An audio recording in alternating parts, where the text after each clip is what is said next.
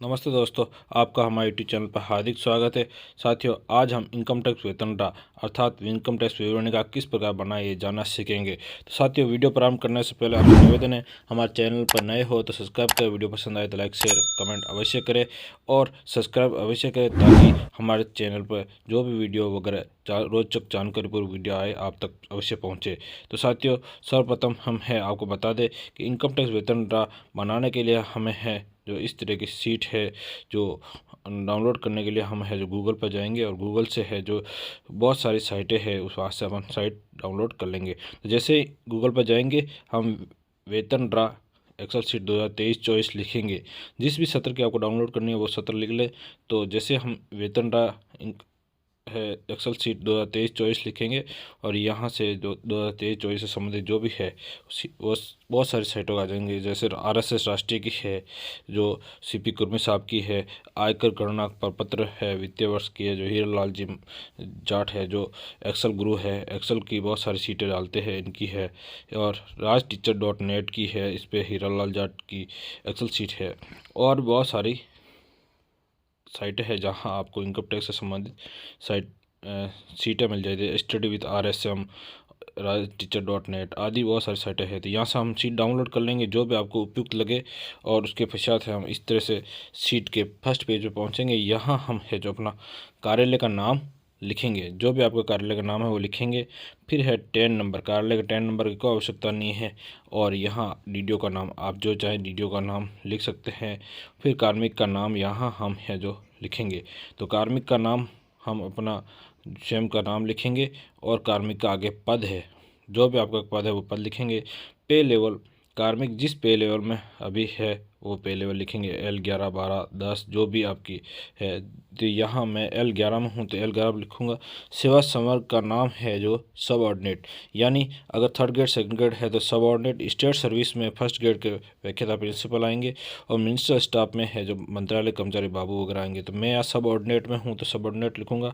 और फिर कार्मिक के पैन नंबर, आप अपने यहाँ पैन नंबर दर्ज करेंगे। बैंक खाता की कोई आवश्यकता नहीं है, वैसे आप लिखना चाहते लिख सकते हैं। SI नंबर भी आप लिखना चाहते लिख सकते हैं, मैंने यहाँ अपना डमी नंबर लिख रखे हूँ।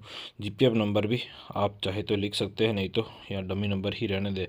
और फिर उसके पश्चात है राज्य बीमा कटौती। मेरे यहाँ राज्य बीमा कटौती 5000 हो रही तो मैं यहाँ राज्य 5000 लिख दिया। मोबाइल नंबर की कोई आवश्यकता नहीं है, अगर आप चाहे तो अपने स्वयं का मोबाइल नंबर यहाँ लिख सकते हैं।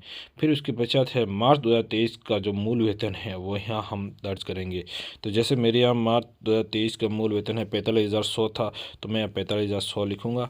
फिर उसके पश्चात है जो आप क्या NPS कर्मचारी यस नो पे अपना जवाब लिख ले।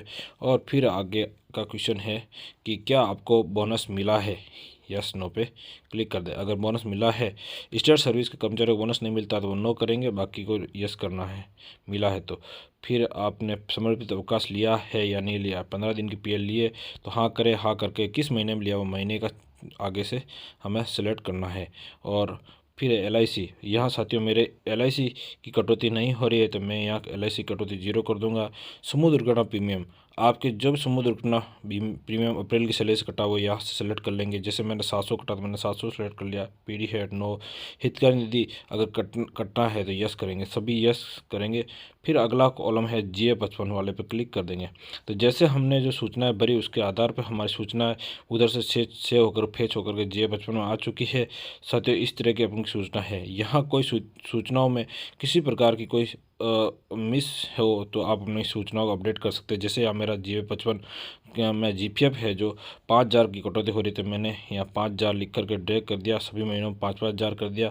इसी प्रकार है जो मेरे यहाँ इनकम टैक्स प्रति माह है जो 4000 कट रहा है तो मैं 4000 कटौती कर दूंगा। बीच के महीनों में अगर आपके कोई कटौती में डिफरेंस आए या किसी प्रकार किस महीने में कम ज़्यादा हो तो वो यहाँ आप सामने संशोधित भी लिख सकते हैं।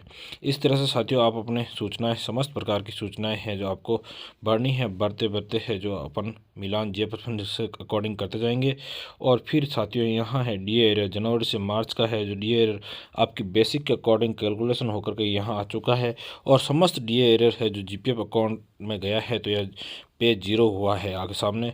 फिर है साथियों जुलाई 23 से अक्टूबर 23 का DA एरर है जो 7,440 है, जो समस्त है जो GPF अकाउंट में गया है वो भी नेट पेमेंट 0 है। बोनस है जो 6,774 है।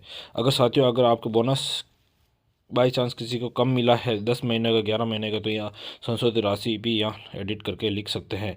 इस तरह से हमारा समस्त राशि हम मिलान करते हुए आगे जाएंगे।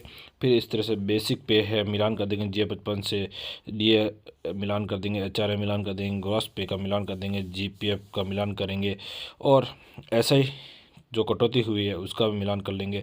RGHS का मिलान कर देंगे, LIC अगर कोई हुई तो मिलान कर देंगे। इस तरह से हम समस्त सूचनाओं का मिलान कर देंगे। संतुष्ट होने के पश्चात ही हम आगे बढ़ेंगे।